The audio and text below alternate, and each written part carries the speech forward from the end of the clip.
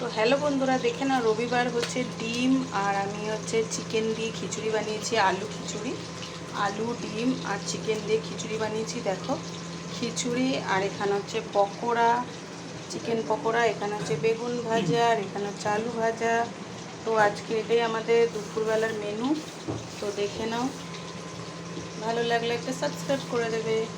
আর এখানে চিকেন পকোড়া হচ্ছে আর একটু, আর এখানে দেখে নাও। তারপরে দেখো বন্ধুরা, রবিবার দিনকার তো চিকেন হবেই, আর একঘেয়ে চিকেন খেতে খেতে আর ভালো লাগছে না। তাই জন্য আমি কি করেছি, একটু খিচুড়ি বানিয়ে ফেলেছি, কারণ বৃষ্টিও হচ্ছিল।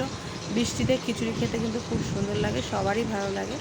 আর তারপরে দেখো ভাবলাম একেবারে দুই পাখি মারা যাবে, তাই জন্য এক ঢিলে দুই পাখি, তার জন্যই কী করেছি, খিচুড়ি আর খিচুড়ি দিয়ে চিকেন দিয়ে ডিম দিয়ে বিরিয়ানির মতো একবারে, কিন্তু বিরিয়ানি মশলা টশলা না, এমনি নর্মাল খিচুড়ির মতোই বানিয়েছি, আদা রসুন পেঁয়াজ টিয়াজ দিয়ে।